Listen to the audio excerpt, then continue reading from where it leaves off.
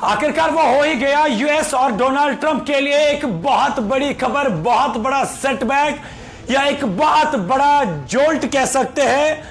तमाम मुस्लिम ममालिकों ने यूएस को दे दिया है। बड़ी खबर है आप तक पहुंचा रहे हैं Saudi Arab, UAE, Qatar, Kuwait, Oman, Bahrain, जितने भी 6 जीसीसी के कंट्रीज है, उन तमाम कंट्रीज ने रिफ्यूज कर दिया है यूएस को। उन्होंने एलो करने से मना कर दिया कि वो ईरान के खिलाफ ना तो अपनी एयर स्पेस ना तो अपनी जमीन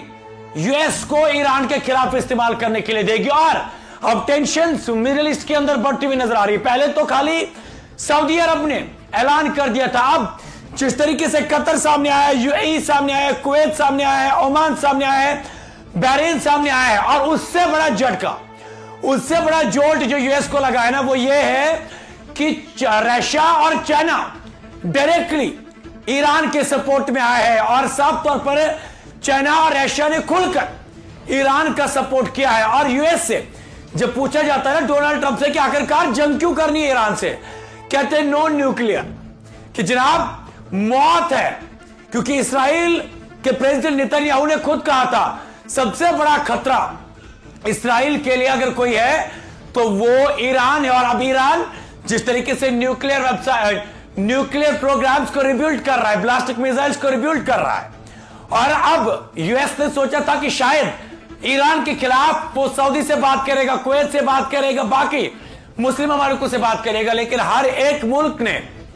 मुंह तोड़ जवाब देकर कहा कि जनाब ईरान के खिलाफ जमीन इस्तेमाल नहीं करने देंगे, और अगर कोई भी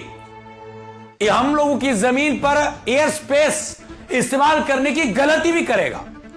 तो उसका अंजाम वही होगा जो एक दुश्मन के साथ किया जाता है। अब मिडिल ईस्ट के अंदर अब्राहिम के साथ साथ और भी वॉरशिप्स डोनाल्ड ट्रंप भेज रहा है, क्योंकि डोनाल्ड ट्रंप ने इस्राइल को तैयार किया ताकि फ्यूचर के अंदर वो कई सारे इस मिडिल ईस्ट के अंदर कई सारे मुस्लिम ममालिकों को या कई सारे कंट्रीज पर कंट्रोल कर पाए। अब जब ईरान के साथ रशिया मिल गया, जब ईरान के साथ चाइना खुलकर सपोर्ट करने लगा, तो वो कहीं ना कहीं से एक मेजर सेटबैक है यूएस के लिए। और ये भी आपको पता चलूं कि मिडिल ईस्ट के अंदर जिस तरीके से यूएस वॉरशिप्स को भेज रहा है, उसके लिए ईरान के सुप्रीम लीडर आयतुल्लाह खामनेई का कहना है कि ईरान तैयार है दुश्मन आ जाए। अब ये आपको वाज़ेह कर दूं कि यूएस ऑलमोस्ट प्रिपेयर है वॉर के लिए, लेकिन कमर तोड़ दी रशिया और चाइना ने, कमर तोड़ दी USA, Qatar, Oman, Bahrain,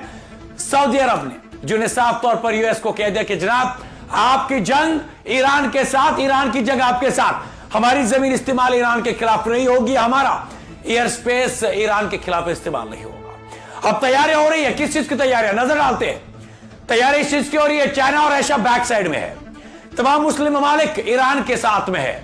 US और इस्राइल और कुछ और मुल्क भी एक साथ में वहां पर ईरान के ऊपर हमला करने की सोच रहे हैं। मगर इस बार आर पार की लड़ाई में साफ है कि जनाब मैक्सिमम मिडिल ईस्ट इन्वॉल्व होगा और मैक्सिमम मिडिल ईस्ट तबाह होगा अगर जंग का आगाज हो गया। खैर आयतुल्लाह खामनेई का कहना है कि उन्हें साफ तौर पर मिलिट्री ऑफिशियल्स को आदेश दिए हैं, इस बार कोई बातचीत नहीं, कोई टेबल टॉक नहीं, जो भी गोली चलाता है ग्रेनेड से जवाब दो। तो ये कहीं ना कहीं से एक जुर्रत है। और इस वक्त अगर आप देखोगे ना, तमाम वर्ल्ड के जितने भी कंट्रीज हैं वो ईरान के सुप्रीम लीडर आयतुल्लाह खामनेई की बात कर रहे हैं, क्योंकि वाहिद ईरान मुल्क ऐसा एक ऐसा मुल्क है जो इस वक्त मुस्लिम दुश्मन मुल्क जो है उनके खिलाफ लड़ाई लड़ने के लिए फ्रंट पर मौजूद है। हालांकि ईरान ने जितनी कुर्बानियां दी, ईरान का जितना लॉस हुआ, अगर ईरान ने जो खोया, अगर ईरान के पास आज के वक्त में वो होता तो ईरान कहां से कहां होता। लेकिन रशिया पीछे से ईरान के साथ डील साइन कर चुका है और खुद रशिया ने कहा कि मिलकर ईरान के अंदर न्यूक्लियर प्रोग्राम्स को रिबिल्ड करेंगे। तो वही डोनाल्ड ट्रंप के लिए खदशा है कि अगर ईरान के पास न्यूक्लियर हथियार आ गया, इस्राइल को तो लेने के देने पड़ जाएंगे, साथ ही साथ में यूएस भी कहीं का नहीं रहेगा। खैर और भी क्या कुछ आता है सामने, सबसे पहले आप तक पहुंचाएंगे।